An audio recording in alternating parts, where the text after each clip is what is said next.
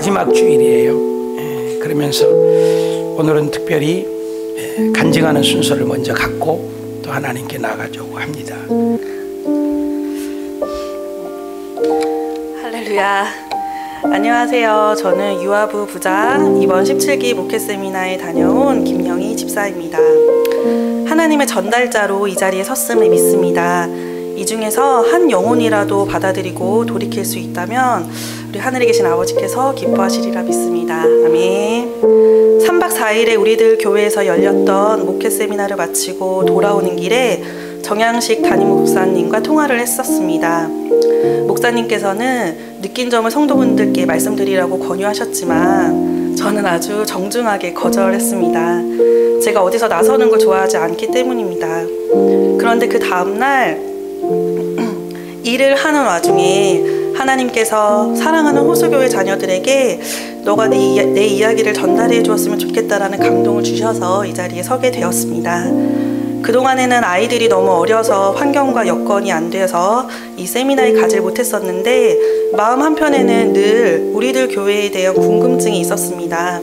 그리고 지난 8월에 갑자기 하나님의 은혜로 직장이 정리가 되었고 정양식 목사님께서 목회 세미나에 가보라고 추천해 주셨습니다. 다른 분들도 많이 가실 거라고 했었는데 다른 분들이 다 못 가시는데 어떻게 할 거냐고 하셨습니다. 저는 사실 길치여서 판교가 그렇게 먼지도 몰랐습니다. 미국도 아니고 제주도도 아닌데 그냥 지하철 타고 버스 타고 가면 되지 생각했습니다. 이때 하나님이 역사하신 것 같습니다. 그래서 우리 교회에서 저 혼자 접수를 했습니다. 그런데 접수 마지막 날 저희 친정엄마 박민정 권사님도 함께 가신다고 하여 친정엄마 차를 얻어 타고 함께 가게 되었습니다. 3박 4일을 매일 운정에서 판교까지 다녀보니 만약에 제가 대중교통을 이용해서 간다고 했으면 너무 멀어서 중간에 포기했었을 것 같았습니다. 이렇게 차편까지 예비해 주신 하나님께 감사드렸습니다. 세미나이기 때문에 가벼운 마음으로 출발을 했고 생각보다 늦게 끝나서 월요일은 하은이와 하임이도 함께 갔습니다. 아이들을 데리고 온 사람이 저 혼자여서 2층에서 특별히 들을 수 있는 기회도 주시고 2시간 정도 걸려서 도착을 했는데 멀리서 보니까 우리들 교회 벽에 내 죄를 보는 것이 내 고난보다 힘들다라는 내용이 써 있었습니다.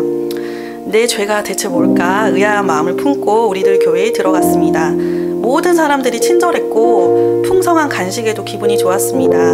첫날 김양재 목사님께서 죄가 안 보이니 인생의 사건이 와도 해석이 안 된다고 하셨습니다. 1:1 양육을 2번 받았던 저인데도 큐티를 했다 안 했다 오락가락 했었는데 이게 구속사로 해석이 안 되니까 말씀이 내 말씀 같지가 않았습니다. 그런데 말씀을 봐도 구속사로 해석이 안 되었던 그 이유가 내 죄를 못 봐서 그런 거라고 하시니 그때부터 저의 죄를 보게 해달라고 기도했습니다. 저도 구속사로 해석 좀 되고 싶다고 기도했습니다. 정말 저의 죄 보기는 힘들었습니다. 죄를 쥐어짜야 되나 이런 생각도 했습니다. 그렇게 하루 이틀 3박 4일의 세미나가 지나고 있었습니다. 2, 3일째에는 남편의 수고로 하은이와 하임이 없이 엄마와 온전히 함께 세미나를 들을 수 있었고 3일째 되던 날 쉬는 시간이었는데 그때 저의 죄가 생각나기 시작했습니다. 그리고는 하염없이 눈물이 흘렀습니다. 그리고는 급기야 제 마음에서 우리들 교회 사람들이 늘 하는 말이 나왔습니다. 나 때문에 남편이 수고를 하고 있구나라는 고백을 하게 되었습니다. 인정 중독, 거절 못함 중독, 착함 중독, 교만, 무시 저의 죄가 진짜 고난보다 저의 죄가 더 크다는 것이 느껴졌습니다. 1:1 양육을 받으면서도 저는 내 남편이 변화되기를 원했고 우리들 교회는 내 남편이 가야 한다고 생각했었는데 하나님은 너가 먼저 변해야 한다며 저를 이 낮아지는 자리로 초대해 주셨습니다. 우리들 교회와 목장에서 주시는 따뜻한 밥을 섬김을 받으면서 내가 이런 대접을 받아도 되는가 하는 생각이 들었습니다. 목장 탐방 중 조심스럽게 어떻게 이렇게 따뜻하고 풍성하게 섬길 수 있나요? 물어보니 그분들이 우리도 처음에 여기 왔을 땐 이런 섬김을 받았고 그래서 예수님께 하나님께 빚을 졌고 이제는 빚진 자에서 빚을 갚는 중이에요 하시더라고요. 저의 섬김은 늘 체크리스트에서 이렇게 체크하듯이 억지로 했었는데 이들은 빚을 갚는 마음으로 섬기고 있었구나. 저는 섬김의 이름으로 무엇을 한 건가 정말 회개가 되었습니다. 섬김도 제대로 못하는 구역장 때문에 또 우리 구역원들이 수고를 하고 내 주위 사람들이 수고를 하는구나 생각했습니다. 큐티를 하면 성도가 살아나고 가정이 살아나고 교회가 살아나는 것인데, 실제로 우리들 교회에서는 정말 세상에서는 쓰레기로 불려지는 사람들이 하나님께로 돌아와서 빛을 발하고 있었습니다. 어떤 사모님은 동성애자였고 폭력 목사님도 있었고, 지금 여기 계신 권사님들이 보시면 정말 입이 떡 벌어질 만한 사람들인데, 제가 보니 그런 사람들이 예수를 믿고 말씀으로 해석하면서 지금은 죄에서 유턴해서 하나님의 일을 하고 있었습니다. 여기 사람들은 거의 자살 직전까지 간 사람들인데, 지금은 자기가 지었던 죄에 빠진 자들에게 오히려 위로하고 자신들의 죄를 훈장으로 약재료로 삼아서 구원의 사역을 하고 있었습니다. 정말 성도가 살고 가정이 살고 교회가 살아나는 거 아닙니까? 예수님이 그들을 용서하시고 품어주셨는데 누가 그들을 향해서 돌을 던질 수 있을까요? 정말 그때 별 인생이 없다는 것이 저절로 깨달아졌습니다. 정양식 목사님께서 2017년도에 처음 큐티를 말씀하셨을 때 저 또한 비판하면서 이런 걸 왜 하시지? 죄를 하나님만 알면 되지, 왜 이렇게 온 동네방네 얘기를 해야 되지 했었는데, 두 번째 세미나 날은 목사님이 생각나면서 기도를 하며 많이 울었습니다. 우리 성도님들이 큐티를 하면 살아나고 가정이 살아날 텐데 하는 그 간절한 마음이 느껴졌기 때문입니다. 나를 위해 목사님도 수고를 하고 계셨습니다. 내가 이 세미나에 참석하는 게 목사님 개인적으로 보면 뭐 그리 중요하지 않을 수 있는데, 목사님이 저를 한 영혼으로 보시고 이걸 꼭 가야 한다고 발을 동동 구르시고 거듭 꼭 가야 한다고 하셨던 그 마음이 정말 귀하고 감사했습니다. 우리 모두 별 인생이 없고 인생의 목적은 행복이 아니라 거룩이고, 매일 말씀으로 내 삶에 적용하고 해석하면서 살 때 제일 먼저 내가 살고 가정이 살고 성도가 살고 교회가 살고 나라가 살아난다는 것이 핵심입니다. 뭔가 새롭고 신선한 말씀을 전달해 드리고 싶었으나 정말 이게 답니다. 제가 목회 세미나에서 받은 모든 것을 표현할 수만 있다면 너무 좋겠지만 제가 다 표현할 길이 없어 안타깝습니다. 그저 저의 표현은 목세가 끝난 다음 날부터 일어나자마자 살기 위해서, 그리고 내 죄를 보기 위해서 큐티를 합니다. 그게 저의 표현입니다. 제가 큐티를 너무 안 하니까 하나님께서 목회 세미나에 가게 하셨습니다. 하지만 우리 지혜로우신 성도님들은 1:1 양육 받으시고 매일 말씀으로 살아내시길 기도합니다. 그리고 하나님께서 열어주신다면 꼭 세미나에 가보시길 바랍니다. 가셔서 큐티가 선택이 아니라 필수고 공기와 같고 생명이라는 것을 아시길 간절히 기도합니다. 이 글을 작성한 날의 말씀이 민수기 27장 12절에서 23절이었습니다. 하나님이 모세에게 가데스에서 있었던 물 사건을 두고 너는 가나안 땅에 못 들어간다고 하자 어떤 서운한 반응도 없이 모세는 이 이스라엘 남겨진 공동체를 위해 한 사람을 세워달라고 기도합니다. 저는 유아부 부장으로 있으면서 12명의 아이들의 기도보다 나의 힘듦을 더 많이 기도했었습니다. 주님, 이번 연도까지만 하겠습니다. 주님, 이제 그만하겠습니다. 우리 성도님들은 아마 모르셨을 겁니다. 왜냐면 제가 너무 착한 척이 몸에 배어 있어서 그렇습니다. 참 이 모습이 하나님께 죄송하고 회개가 되었습니다. 하나님께서 모세에게 말씀하신 것처럼 저에게 여기까지다 라고 하실 때 어떤 불평과 서운함이 없이 또 우리 남겨진 유아부 12명의 아이들을 위해 영적인 지도자 한 사람을 세워주시길 기도하면서 내려놓을 수 있는 부장이 되어야겠다고 생각했습니다. 끝으로 저만 이렇게 좋은 곳에 다녀와서 너무 죄송하고, 많은 영적 전쟁이 있겠지만 꼭 공동체에 붙어가시고 예수님의 이름으로 승리하시길 기도하겠습니다. 감사합니다. 우리 제목 한번 따라 합시다. 회개한 에베소 사람들. 우리 김영희 부장님이 회개를 많이 한다는 말을 하셨어요. 에베소 사람들도 회개를 많이 했대. 회개하는 거 하나님 굉장히 기뻐하신 것 같아요. 세상은 잘못했다고 회개하면 경찰이 수갑을 차고, 법관에 가서 회개한다고 하면 증거 잡았다고 해서 감옥에 넣어가요. 근데 우리가 하나님께 회개하면 용서를 주시고 천국을 주시고 완전히 달라요. 그래서 에베소 사람들이 회개를 하는 모습을 오늘 말씀을 영상으로 우리 꼬맹이들 위해서 보여드립니다. 한번 보십시다. 회개한 에베소 사람들. 예수님을 만나 변화된 바울은 이곳저곳을 돌아다니며 복음을 열심히 전했어요. 어느 날 바울이 에베소에 도착했어요. 그곳에서 바울은 3달 동안 회당에 들어가 여러 사람에게 날마다 하나님의 말씀을 가르쳤어요. 여러분, 하나님의 말씀을 들으십시오. 하나님의 나라는 이런 것입니다.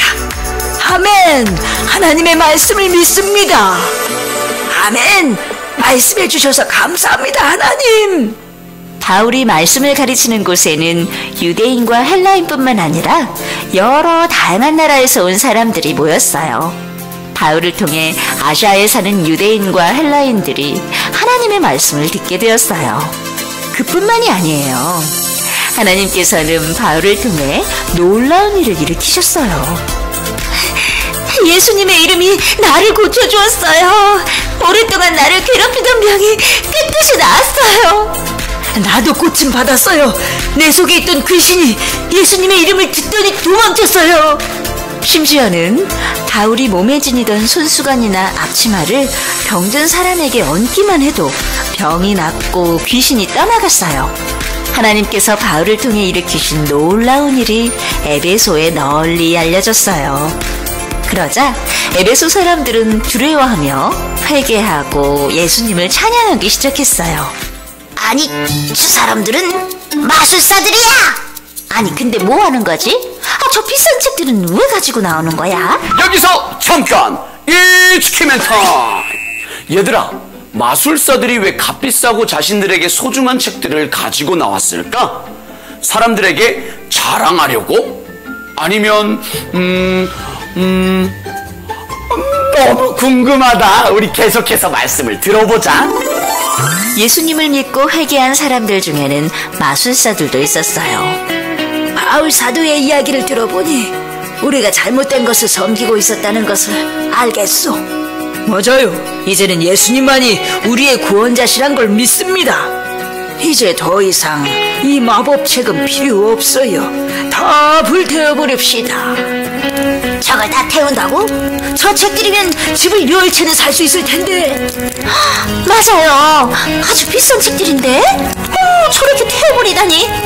예수님을 믿고 회개한 마술사들은 하나님이 기뻐하시는 것과 기뻐하시지 않는 것이 무엇인지 깨달았어요. 그래서 아주 비싸고 귀한 마술책도 아까워하지 않고 버릴 수 있었어요. 바울을 통해 하나님의 말씀이 점점 널리 퍼져나갔어요. 하나님의 말씀을 들은 사람들이 회개하고 변화되어서 잘못된 것들을 버리고 하나님이 기뻐하시는 삶을 살게 되었답니다. 네, 잘 들으셨죠?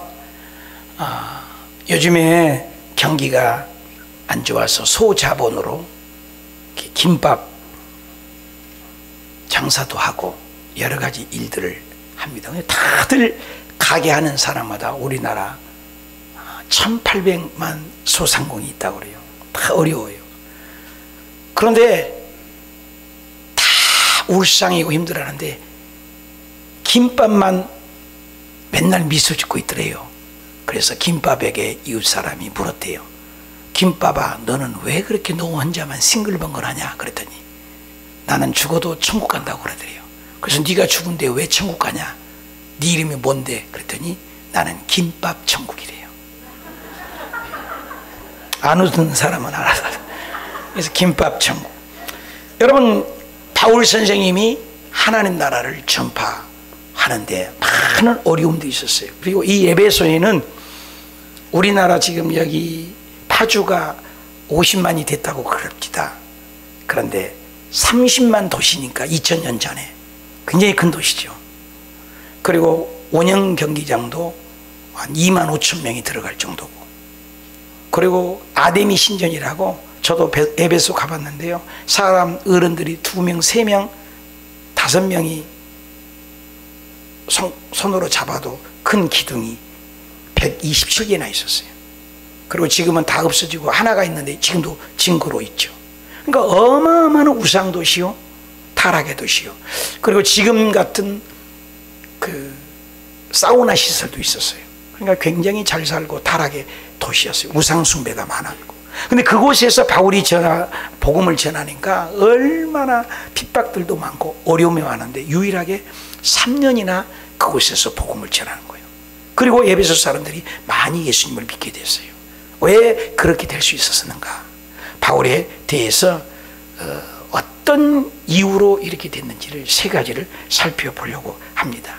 에베소의 사역은 어떤 사역이기에 그렇게 됐는가? 첫째는 핵심은 하나님 나라 강론이었다는 거죠. 답시다. 핵심은 하나님 나라 강론이었습니다. 핵심은 하나님 나라라는 거예요. 하나님 나라. 여러분 어떻게 해요? 빛이 오면 어떻게 해요? 어둠이 떠나가지 않습니까? 오늘 본문에도 8절에 바울이 해당에 들어가서 바울이라는 사람은 석 달 동안을 담대히 하나님 나라에 대해서 강론을 하고 권면을 했다. 하나님 나라. 예수님은 초지일간 하나님 나라에 대해서 얘기를 하는 거예요. 오늘 우리들은 예수 믿으면서 거의가 다 물질 문제, 자녀 문제, 건강 문제 이런 것들이 참 많아요.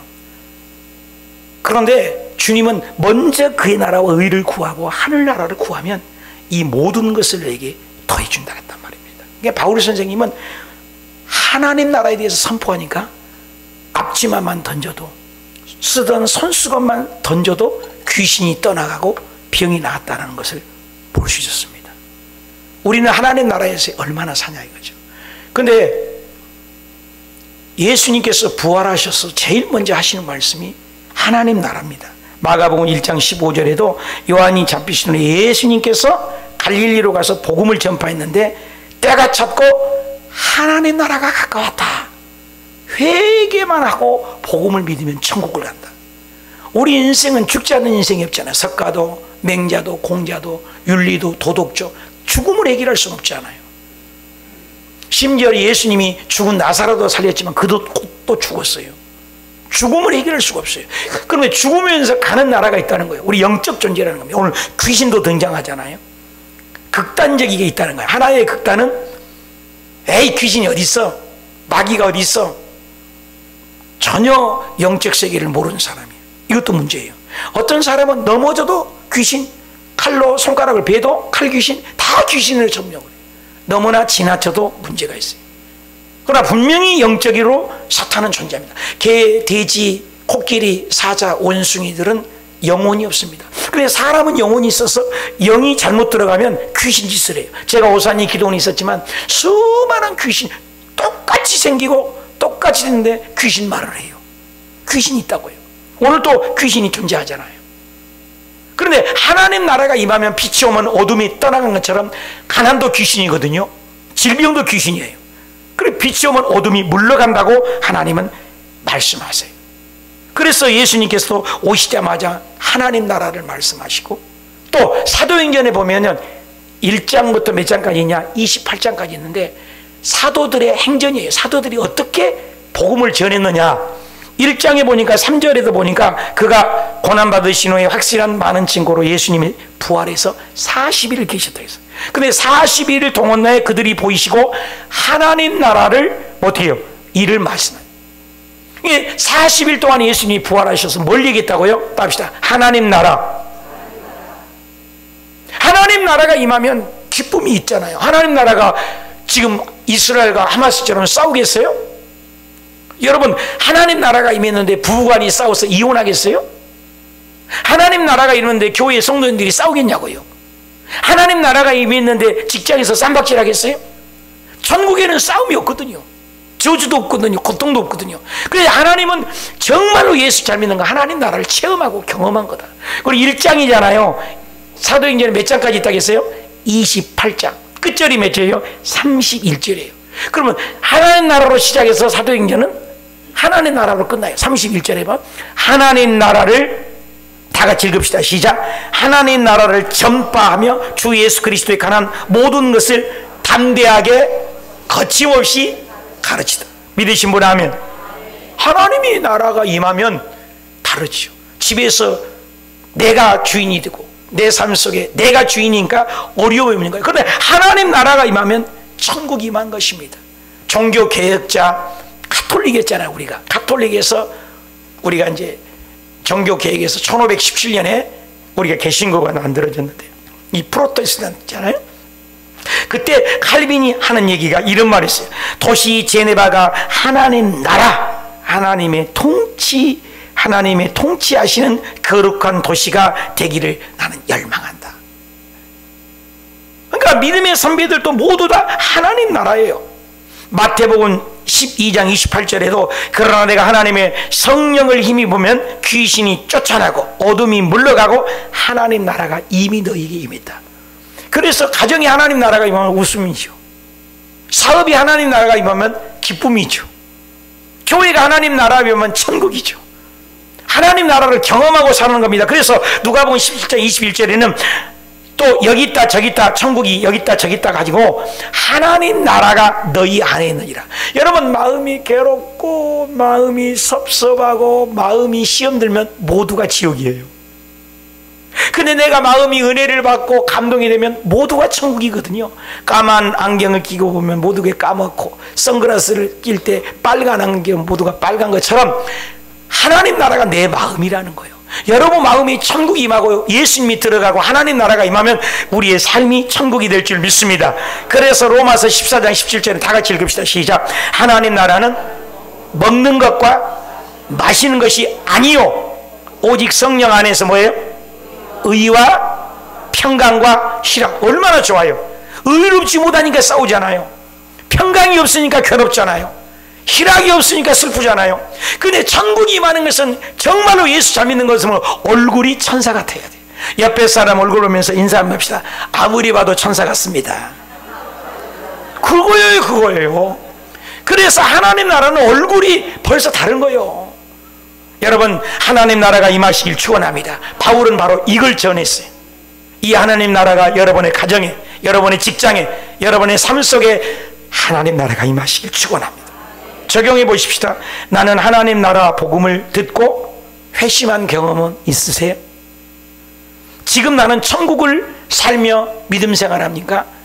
똑같이 예수 믿는데 지옥같이 살면서 믿고 있습니까? 나는 어떤 사람입니까? 적용해 보면 좋겠어요. 두 번째 생각해 봅시다. 합시다. 전략은 두란노 제자 훈련입니다. 여러분, 바울 선생이 에베소의 전략은 뭐냐니? 제자 훈련입니다. 9절 읽읍시다. 어떤 사람들은 마음이 굳어 순종치 않은 사람이 있어요. 어떤 사람은 이 도를 비방해요. 불평해요. 근데 그들을 떠나 다른 사람이 있어요. 제자들을 따로 세웠다. 합시다. 제자들을 따로 세웠다. 그들을 날마다 강론했어요. 합시다. 날마다 저랬다는 거예요. 매일 큐티잖아요. 여러분, 하나님의 말씀대로 날마다 양육을 받아야 돼. 합시다. 가르치든지 배우든지 둘 중 하나 합시다. 나는 우리 교회가 그런 교회가 되기를 갈망해요. 괌에서도 그랬고 베트남에서도 그랬고 여의도에서도 그랬고 지금 이곳에서도 여러분에게 정말로 간절히 간곡히 부탁한 것이 있어요. 배우든지 가르치든지. 답보 상태에 있는 것은 그건 다 우리 신앙이 제로예요. 제로. 누군가를 가르치기를 원해요. 주님은. 그래야 내가 존재하는 목적이 있어요. 마이크가 왜 존재해요? 소리 나라고. 컵이 왜 존재해요? 물 담으라고. 이 물건들도 다 자기가 의미가 있어 존재합니다. 하물며 저와 여러분이 이 세상에 내동댕이 치고 먹다 죽는 인생이 아닙니다. 가르치든지 합시다. 가르치든지 배우든지. 여러분, 교회는 꾼이 있어요. 구경꾼도 있어요. 해방꾼도 있어요. 방해꾼도 있어요. 꾼이 있다고요. 우리가 늘 얘기하잖아요. 가일 아이들만이 얘기했던 팬입니까? 제자입니까? 팬은요, 몰라요. 오늘날 교회를 다니면서 팬으로 썬데이 크리스천으로 수업 관련식으로 다니는 분이 많아요. 그게 60, 70%까지 얘기하니 가슴 아프잖아요. 우리 오수교회 성도님들은 100% 다 제자가 되시길 축원합니다. 제자는 배우든지 가르치든지 예수 이름으로 승리하는 거예요. 이번에도 김영희 아까 부장님 간증을 들었지만 정말로 큐티 왜 저렇게 목사님은 얘기하나? 아니 뭐 한번 회개하면 됐지 또 회개하라고 하느냐? 이런 것들을 많이 들었지만 거기 가보니까 여러분에게 제일 마지막 부분에 설명할 수가 없어서 말할 수가 없어서 내 마음이 안타깝다. 왜? 말로 표현할 수 없는 분위기를 봐요. 거기 가보면 얼마나 구속사를 잃어가고 그 절망과 그 아픔 속에 환난당하고 빚지고 그 온통한 삶 속에서 오직 말씀 붙들고 큐티함으로 그 교회가 살아나는 거예요. 수요 예배도 없고 금요 철야도 없고 부흥성회도 한 번도 안 하고, 여러분 그게 교회입니까? 새벽 예배도 안 하고 금요 철야도 안 하고 수요 예배도 없고 성경 공부도 안 하고, 성경 공부도 없어요. 기본적인 성경 공부도 없어요. 딱 한 가지, 구역 모여서 함께 나누는 거예요. 죄를 나누고 삶을 나누고 그리고 주일 예배, 딱 두 가지예요. 그런데 3만 명이 모일 수 있다는 건 이게 뭔가 있기 때문이 아니잖아요. 그게 뭐예요? 말씀으로 자기 삶을 해석해 육성으로 들리는 거예요. 육성으로 수박 겉핥는 식으로 믿는 사람이 너무 많다는 거죠. 우리 호수교회 가족들이 이번에 가르치든지 배우든지 말씀으로 1:1 양육, 제자훈련, 어성경 이런 프로그램에 동참해서 배우고, 또 새가족 양육을 안 받으신 분들은 모두 다 제 방에 오셔서 잠깐라도 이걸 점검하고, 오늘 밤 죽으면 천국 갈 확신이 있습니까? 예! 예수님 믿으니 나는 천국 갈 자신이 있습니다. 말씀으로 확신을 얻으시길 축원합니다. 디모데전서 4장 6절 다 같이 읽어 시작. 내가 이것으로 형제를 깨우치면 그리스도 예수의 좋은 일꾼이 되어 믿음의 말씀과 내가 따르는 좋은 교훈으로 양육을 받으리라. 망령되고 허탄한 신화를 버리고 경건에 이르도록 내 자신을 연단하라. 육체의 연단은 약간의 유익이 있으나 경건은 범사에 유익하니 금생과 내생에 약속이 있느니라. 미쁘다 이 말이여. 답시다. 모든 사람들이, 다시 한번, 모든 사람들이 받을만하도다. 모든 사람이. 여러분 육체의 연습은 약간의 유익이 있습니다. 여러분 면류관을 받고 또 올림픽에서 면류관을 받을 때 그거요? 대단한 것 같죠? 그 사람 죽으면 끝이요. 다 썩을 면류관이라고 성경은 얘기해요. 한계가 있어요. 유통기한이 있습니다. 시기가 있어요. 달려갈 구간 끝이요. 그런데 하나님께 드리는 이 면류관, 하나님께 드리는 이 양육은 경건의 일을 연습하는 금생과, 여기 뭐 있어요? 금생과 내생에 약속이 있다. 이 경건의 일을 연습하라는 거예요. 큐티를 하고 말씀을 읽고 교회에 붙어가고 구역에 붙어가고 목사님께 붙어가고 하나님께 붙어가면 금생과 내생의 이 연습은 영원한 겁니다. 그래서 큐티를 하라는 거예요. 매일 말씀 읽으라는 거예요. 어성경을 하라는 거예요. 그래서 우리가 영이 잘 되면, 영혼이 잘 되면 범사가 잘 되고, 범사가 잘 되면 기적이 일어나는 줄 믿습니다. 훈련이에요, 훈련. 그래서 제자 훈련을 바울이 해서 에베소에 놀라운 교회가 부흥됐다는 거예요. 적용해 보십시다. 성경 공부를 자세히 창세기부터 계시록까지 공부는 한 번이라도 해본 적이 있습니까? 내가 그러면 공부하고 싶은 성경 공부는 어떤 것이 있습니까? 도전해 보시지 않겠습니까? 마지막입니다. 결과입니다. 답시다. 결과는 아시아에, 세계에 복음 전파입니다. 결과는 복음 전파예요. 제가 얘기하잖아요. 마이크는 소리 내야 되는 것처럼 저와 여러분이 오늘 또 생명이 연장되고 있는 것은 나를 통하여 복음이 흘러가기를 원해요. 그래서 바울 선생님은 자기만 예수 믿고 천국 가지 않고 그 복음을 들고 보따리 장사를 하면서 선막을 기면서 복음을 전했어요. 그래서 바울 선생님이 가는 길을 가다가 저도 눈물이 나더라고요. 저는 버스에 앉아서 가는데 이것도 엉덩이 아프다고 힘들다고 불평을 했거든요. 근데 바울 선생님은 그 험산 줄령을 개나리 보찜지고 복음 하나 들고 목숨을 바해서 간 거예요. 왜? 영원한 상급 때문에. 영원한 상급이. 여러분 50년 30년 삽니까? 집 하나 장만하면 그 집 하나 장만하기 위해서 허리띠를 졸라매고 구슬땀을 흘리고 땀방울을 흘리면서 쓸 것 안 쓰고 먹을 것 안 먹으면서 전략을 해서 집 한 채 장만한 것 아닙니까? 몇 년 삽니까? 근데 영원한 집 살 집이 있어요. 영원한 집이 있다는 거예요. 우리가 그 영원한 집을 장만하고 꾸미는 것은 저와 여러분이 예수님을 위해서 복음을 위해서 살 때 하늘의 영원한 상급이 된 줄 믿으시면 하면, 그걸 아는 사도 바울은 사도행전 19장 10절에 두 해 동안에 이같이 하니 아시아에 사는, 답시다, 유대인이나 헬라인이나 다 주의 말씀을 듣더라.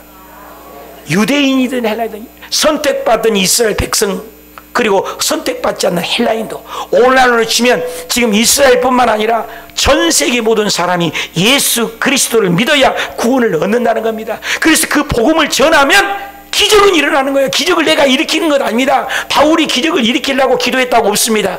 바울은 복음만을 위해서 살 때 하나님은 바울을 통해서 쓰던 앞치마도, 쓰던 손수건을 통해서 병이 낫는 거예요. 기적이 일어나는 겁니다.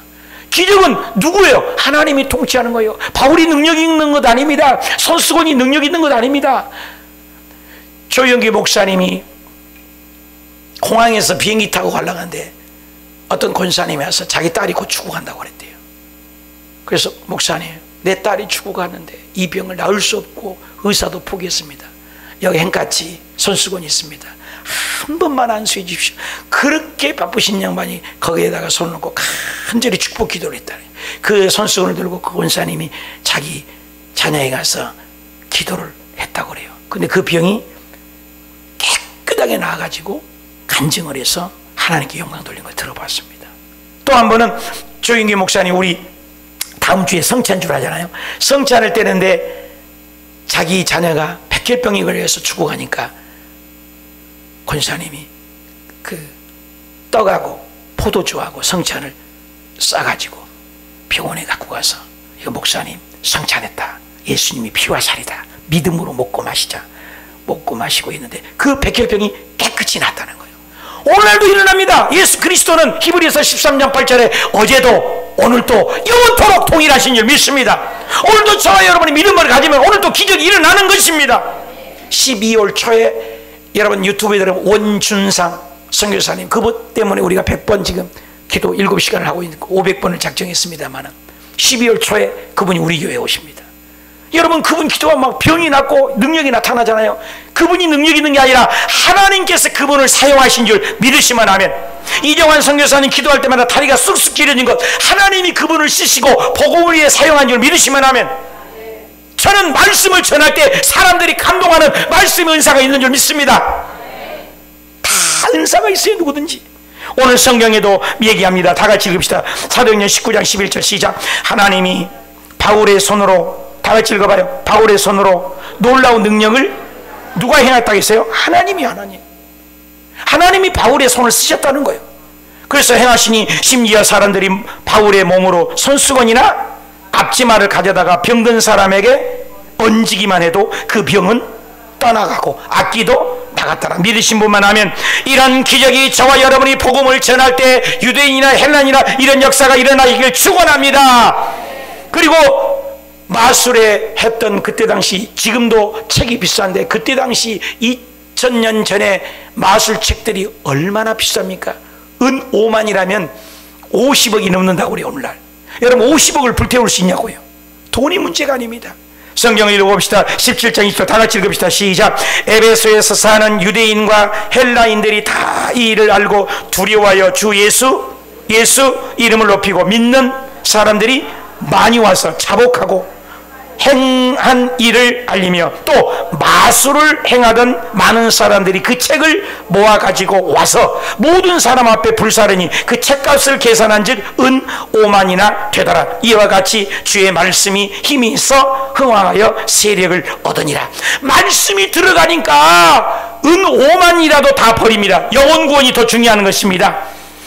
디모데후서 4장 7절에 나는 선한 싸움을 싸우고 나의 달려갈 길을 마치고 믿음을 지켰으니 이제후로는 나를 위하여 의의 면류관이 예비되었으므로 주 곧 의로우신 재판장이 그날에 내게 주실 것이며 내게만 아니라 주의 나타나심을 사모하는, 답시다. 모든 자에게, 다시 한번 모든 자에게, 하나님의 일을 하는 모든 자에게 상급을 주시고 귀신이 쫓아나고 가난이 물러가고 기적이 일어나길 축원합니다.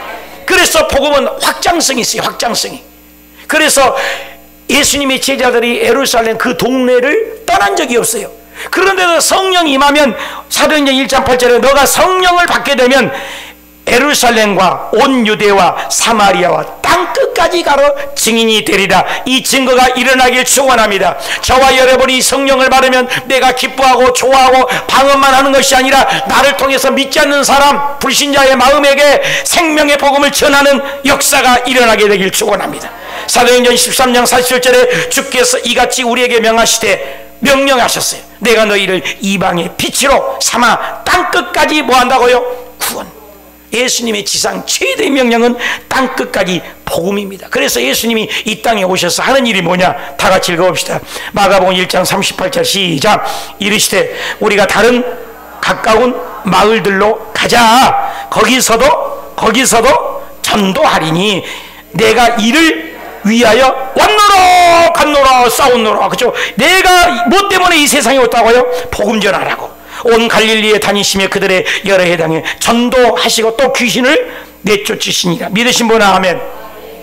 창세기부터 계시록까지 하나님은 세계사예요. 이스라엘 백성만의 하나님이 아니에요. 온 인류가 아담의 죄로 말미암아 다 죽어요. 죽음을 해결할 자가 없어요. 어떤 종교도, 어떤 돈도, 어떤 철학도 죽음을 해결하는 종교가 어디 있어요? 다 무덤을 자랑해요. 다 뼈를 자랑해요. 다 사리를 자랑하는 것이 세상의 종교입니다. 그런데 우리 기독교는 빈 무덤입니다. 나는 부활이요 생명이니 나를 믿는 자는 죽어도 살겠고 무릇 살아서 날 믿는 자는 영원히 죽지 아니하리라. 예수님이 길이요 진리요 생명이니 예수로 말미암지 않고는 천국 아버지께로 올 자가 없느니라. 다른 이로서는 구원을 얻을 수 없나니 천하 인간에게 구원받을 만한 예수님만이 있는 줄 믿습니다. 그걸 바울이 전하니까 선수관만 다녀도 아침만 다녀도 기적이 일어나는 것처럼 저와 여러분이 복음을 위하여 한평생 그림 전도를 열심히 해서 이 생명의 복음을 전하는 에베소에 부흥이 있는 것처럼 우리 교회도 저와 여러분의 가정에도 이런 부흥이 있으시길 축원합니다. 결론을 맺겠습니다. 회개한 에베소의 사람들이 있게 된 건 첫째는 핵심이 뭐예요? 하나님 나라, 하나님 나라. 여러분의 가정에, 직장에 하나님 나라, 의와 희락, 평강, 사랑, 믿음, 소망, 사랑, 전략, 제자예요. 가르쳐야 돼요. 배워야 돼요. 알아야 돼요. 결과 나만이 천국 가는 건 천국 아니에요. 그건 잘못 믿는 거예요. 형제들, 이웃들, 아들, 딸들, 남편, 그 불쌍한 영, 애통해하는 자, 환난당한 자, 빚진 자, 온통한 자, 억울한 자, 힘든 자 찾아가서 생명의 복음을 전하는 한 번뿐 인생에 벌써 2023년이 10월이며 멋진 복된 에베소의 역사가 저와 여러분에게 일어날지 축원합니다. 말씀을 생각하며 뜨겁게 한번 기도 한번 합시다. 하나님 아버지, 오늘 회개한 에베소 교회의 말씀